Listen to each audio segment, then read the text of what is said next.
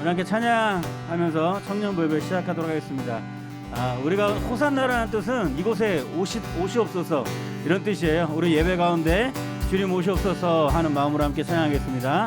찬양 중에 눈을 들어 주를 보내 소망 중에 마음 다해 주만 나 바라네 주님을 볼 때 나에게 힘주시네 주님 안에 모든 두려움 사라져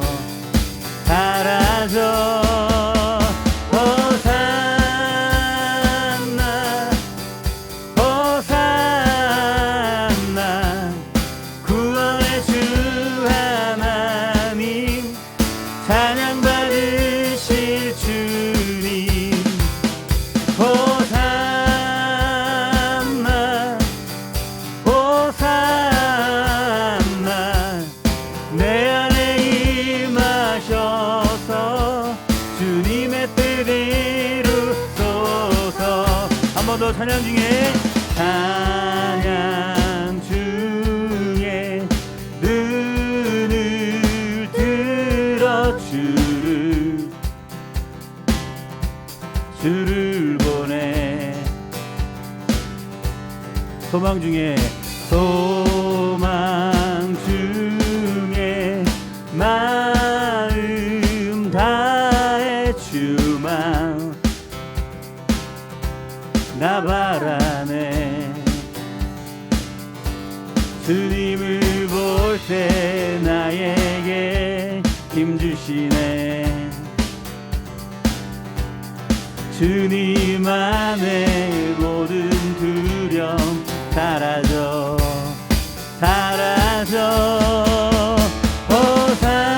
호산나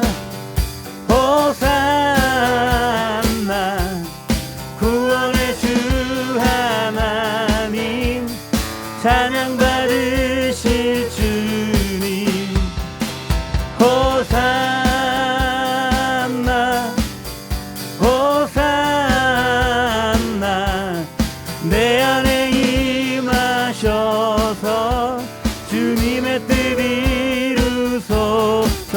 주께 드린 마음 다 주께 드린 마음 다한 기도 들으소서.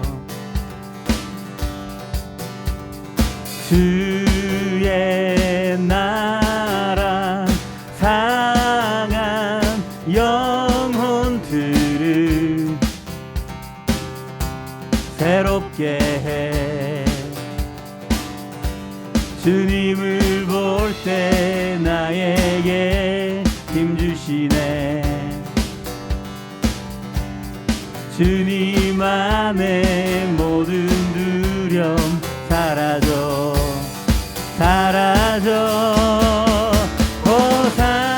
호산나 호산나 구원의 주 하나님 찬양 받으실 주님 호산나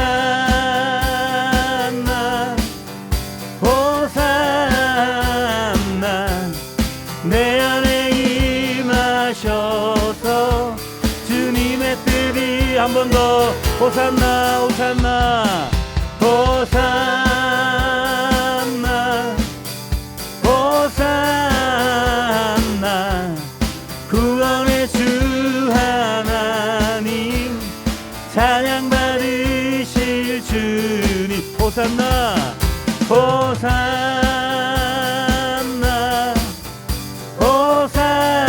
호산나 내 안에 임하셔서 주님의 뜻 이루소서. 왕 되신 주께 감사하세. 그 사랑 영원하리라.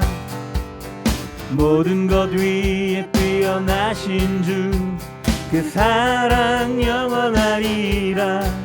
찬양 찬양. 능력의 손과 펴신 팔로 그 사랑 영원하리라. 거듭난 영혼들을 위하여 그 사랑 영원하리라. 찬양 찬양 찬양 찬양 찬양 찬양. 영원히 신실하신 능력의 하나님, 영원히 함께하리. 영원히 신실하신 능력의 하나님, 영원히 함께하리.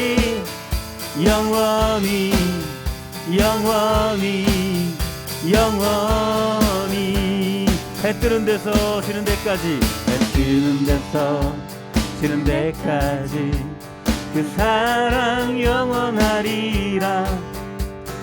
주내로 우린 걸어가리. 그 사랑 영원하리라. 찬양 찬양 찬양 찬양 찬양 찬양.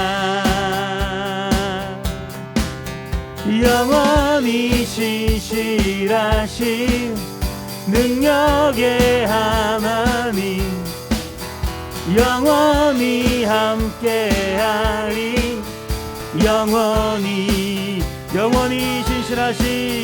영원히 신실하신 능력의 하나님, 영원히 함께하리.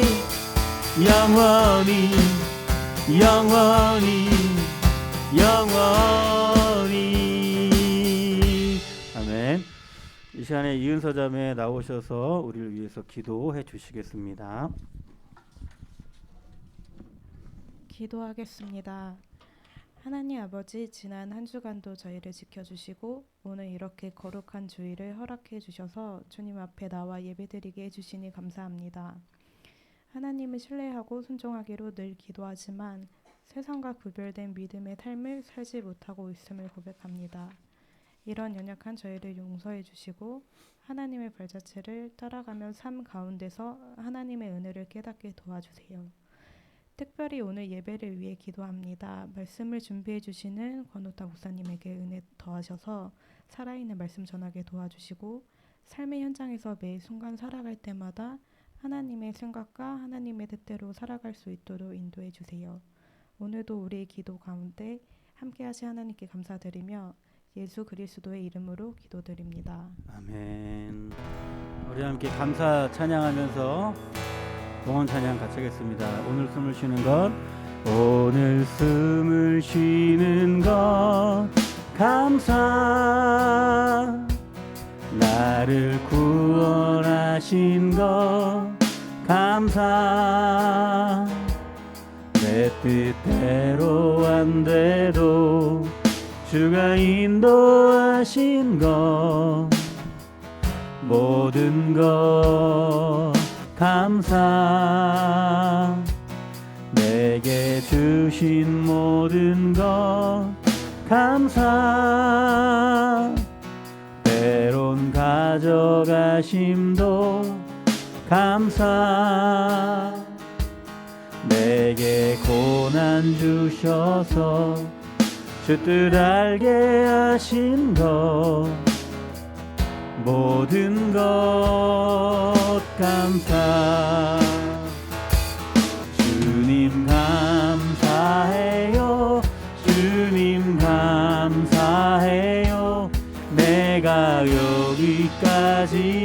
것도 은혜입니다. 주님 감사해요. 주님 감사해요. 나를 사랑하신 주 사랑 감사합니다. 아멘. 제가 잠깐 기도하겠습니다. 고마우신 아버지 하나님, 우리가 오늘 여기까지 온 것도 내 힘으로 온 것 같았으나 주님께서 다 인도하시고 도와주셔서 우리가 오늘 여기 있는 줄을 찬양을 통해 고백하였습니다.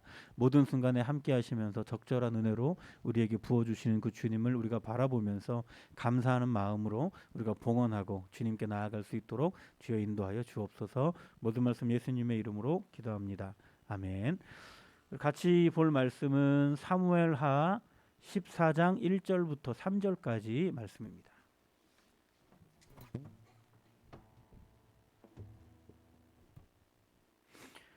사무엘하 14장 1절부터 3절까지 말씀을 같이 한번 읽어볼까요? 시작.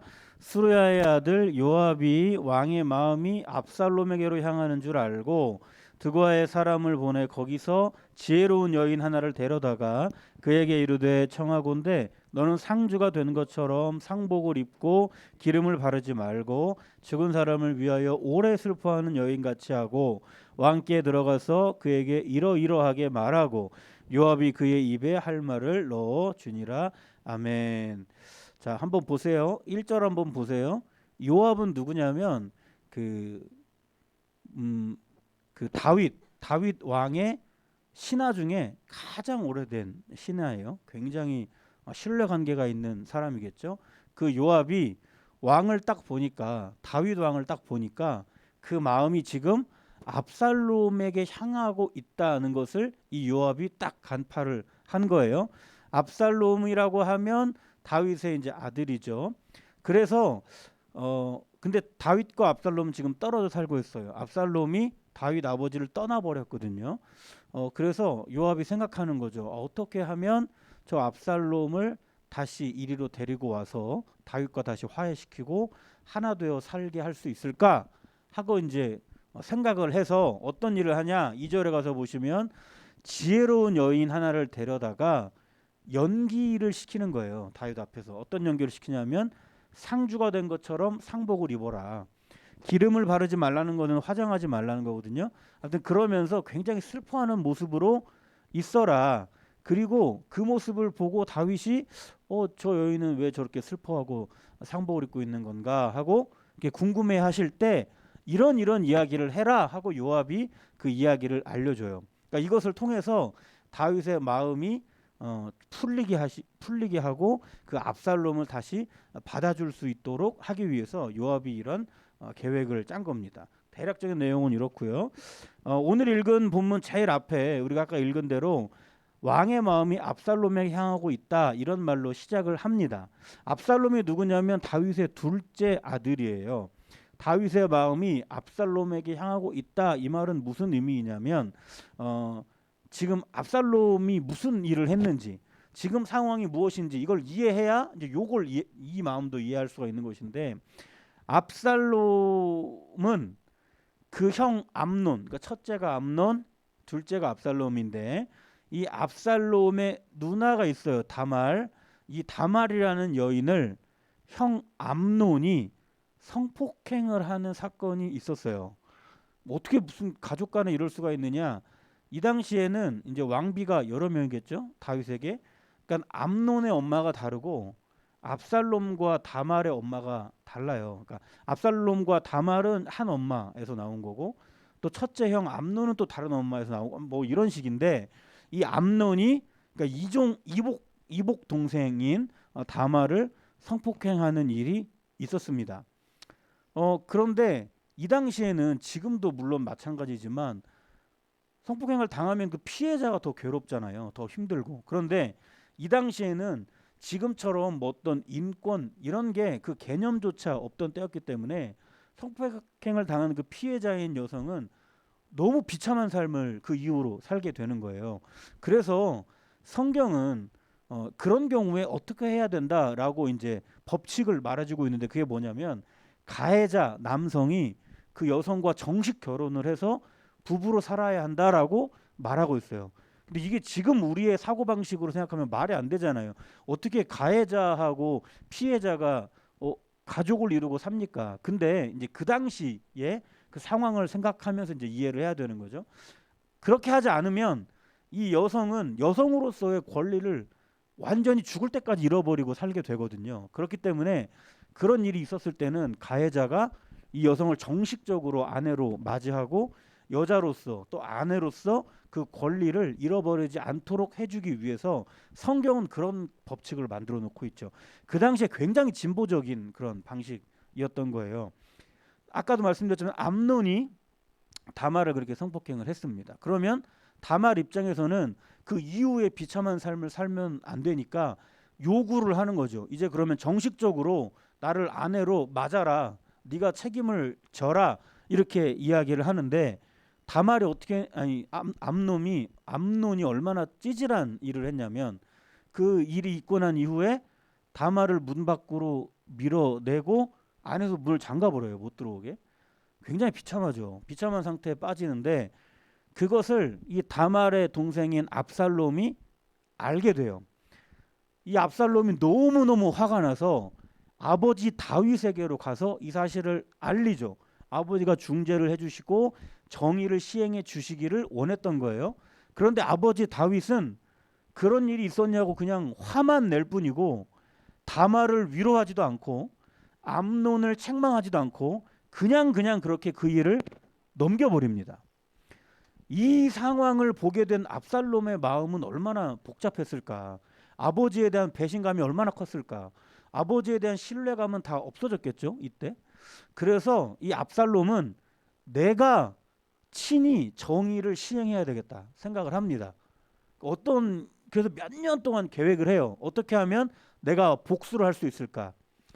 양털 깎는 날이라는 게 이스라엘 문화에 있는데 목축을 하는 이스라엘 사람들이기 때문에 그렇게 양을 잘 길러가지고 이제는 털을 깎는 게 이게 수확물이잖아요. 이 털을 깎는 날은 잔치하는 날이에요. 우리 추석과 같이. 그래서 이 날은 사람들을 막 초대해가지고 같이 음식을 베풀고 합니다. 압살롬의 집에도 양털 깎는 날이 되었어요. 잔치하는 날이죠. 압살롬이 아버지께 찾아가서 왕자들을 좀 우리 집으로 초대할 수 있게끔 해달라고 합니다. 그리고 왕자들이 압살롬 집에 가죠. 그때 이 압살롬이 술을 자꾸 먹여요. 이 왕자들에게. 그래서 암논이 취할 때까지 먹인 다음에 취해버린 그 암논을 그 자리에서 죽여버립니다. 그러니까 압살롬의 입장에서는 아버지 다윗이 정의를 시행해주지 않으니까 내가 정의의 시행자가 돼서 나의 방식대로 이 억울한 일을 정리하고자 했던 거예요. 그렇게 형 암논을 죽였죠. 이제는 형 암논을 압살롬이 죽였다는 사실을 조금 있으면 다윗 아버지가 알게 되는 거예요. 그런데 그 상황에서 압살롬이 생각을 하는 겁니다. 아버지는 정의롭지 못한 아버지인데 다말이 저렇게 고통받을 때 나 몰라라 했던 아버지인데 그런 정의롭지 못한 아버지에게 내가 심판을 받을 수 없다 생각한 거죠. 너 왜 형 암논을 죽였냐고 하면서 나를 심판하실 텐데 나는 그 꼴 못 보겠다 이거예요. 그렇게 정의로운 아버지가 과거에 다말 사건 있을 때는 왜 그랬느냐 반감이 있는 거죠. 그래서 압살롬은 그 길로 도망쳐 버려요. 아버지와의 인연을 끊어버리는 거예요.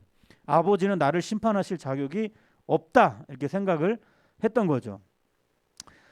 그리고 나서 이제 시간이 이제 흘러요. 한 3년쯤 시간이 흘렀는데 시간이 흐르다 보니까 아버지 다윗 마음에 압살롬을 향한 어떤 그런 좋지 않은 감정도 어느 정도 없어지고 압살롬이 그리워지기 시작합니다.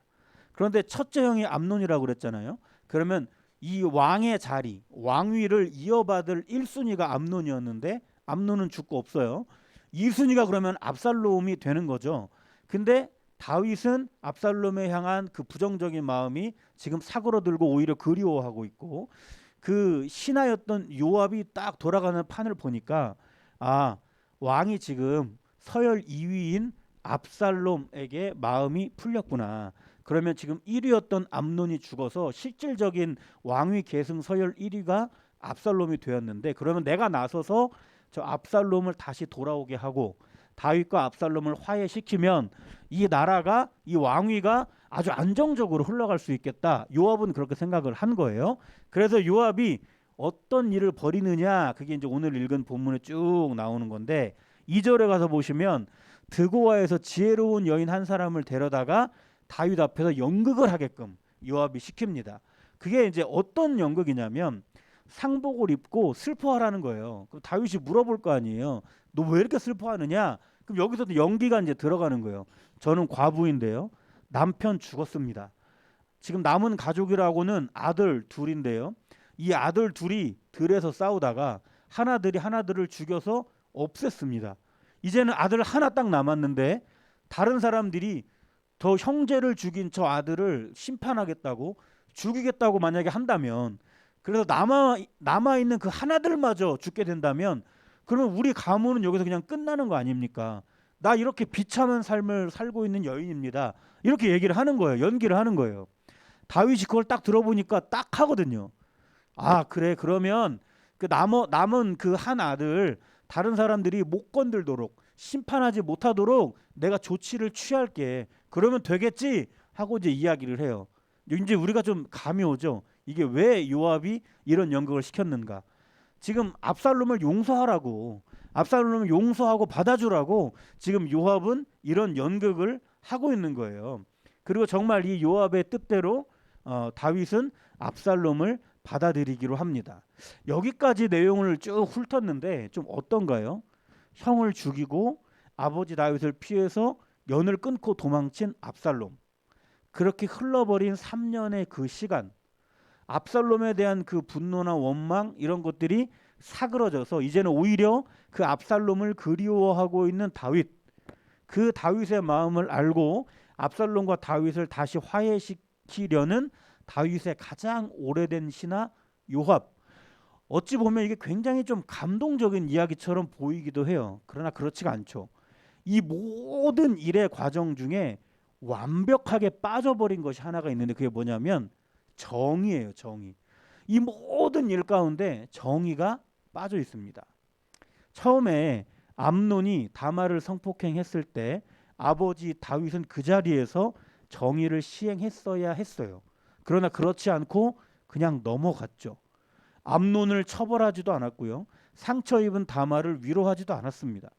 아버지가 정의를 시행하지 않았을 때 압살롬은 자신이 스스로 정의의 심판자가 되어서 살인으로 복수를 합니다. 그리고 3년이 흘러서 압살롬이 다시 다윗에게로 돌아오고 있는 거예요.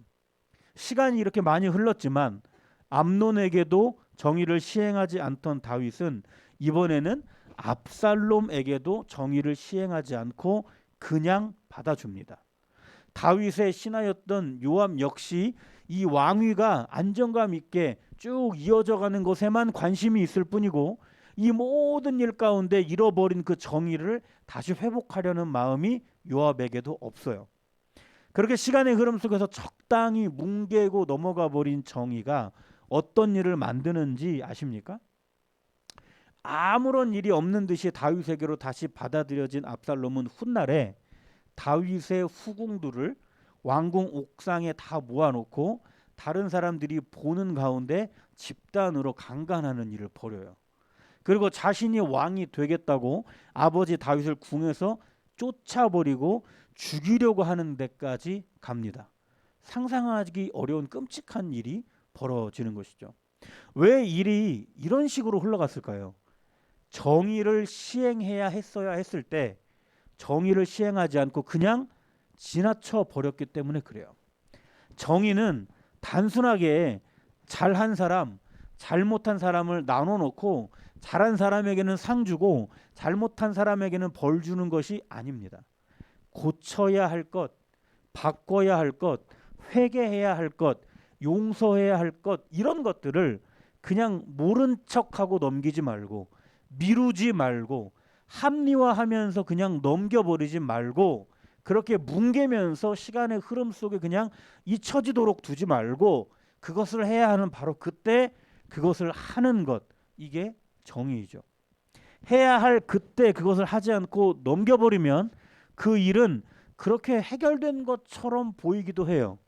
그때 시행되지 않는 정의가 그러나 반드시 훗날에 더 심각한 문제로 우리 앞에 다시 돌아오게 되는 것을 성경을 통해서 이스라엘의 역사를 통해서 지금 우리는 확인하고 있습니다. 우리의 지나온 인생 가운데 정리되지 않고 그냥 넘어가 버린 정의가 있지 않습니까? 그때는 그럴 수밖에 없었다고 이렇게 생각하면서 그냥 넘겨버리고 오늘까지 그냥 와버린 정의.